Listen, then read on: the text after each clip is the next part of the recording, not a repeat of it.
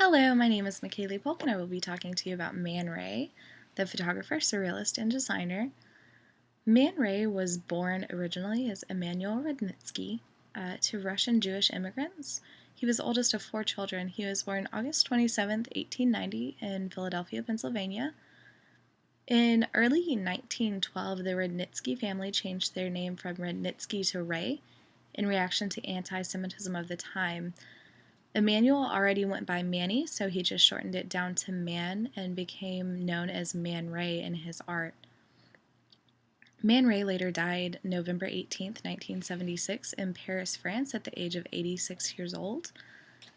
He was active from 1917 to 1976 as an artist. He worked up right until his death in Paris.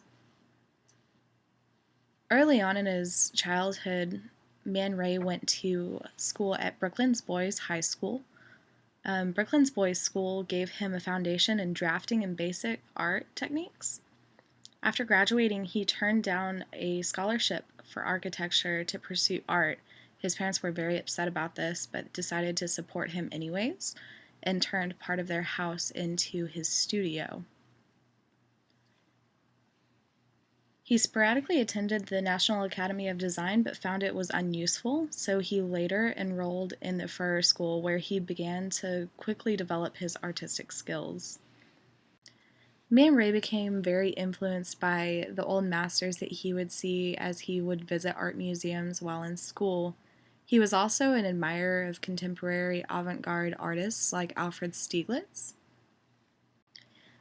Man Ray was very active in the Dada and Surrealist movements. He surrounded himself with artists such as Marcel Duchamp and Salvador Dali.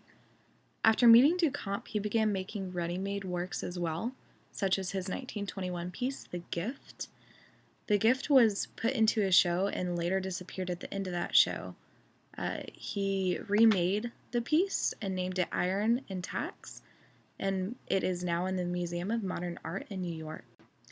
Now let's talk about Man Ray's work. The first piece that I chose to put in is The Violin of Ingress. It's a 1924 piece using model Kiki de Montparnasse. He turns her body into an instrument, or a violin, to play with the thought of objectification of the female body.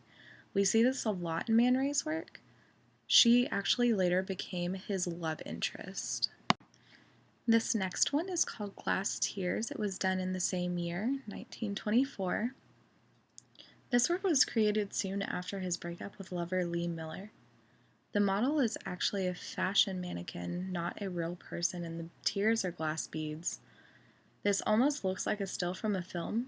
It really shows Man Ray's interest in cinematography, as well as his interest in fashion photography. You see a lot of fashion photography in his work. He shot for a lot of magazines like Vogue and Bazaar. This next one is called The Kiss. This is one of Man Ray's famous rarograms. This is one of the earlier ones that he created. He made these by laying objects or body parts onto photosensitive paper and then exposing it to light. This is actually him and his lover, previously his model, Kiki de Montparnasse. These works gave Ray the opportunity to have direct contact with his creations and really push his personality into his work. The final piece that I chose to show is Observatory Time, The Lovers. It's a 1936 combination of his surrealist painting of a landscape and a chessboard with his black and white photography of a nude and lips. The floating lips are those of his previous lover, Lee Miller. They hang over a sleeping nude to signify that she may be dreaming. This is one of his most famous works, and it's well known. It is very Man Ray in the way that it combines things. He loved to collage in his works, so this is just right along with his stuff. That is it. Thank you so much for your time, and I hope you enjoyed. Bye.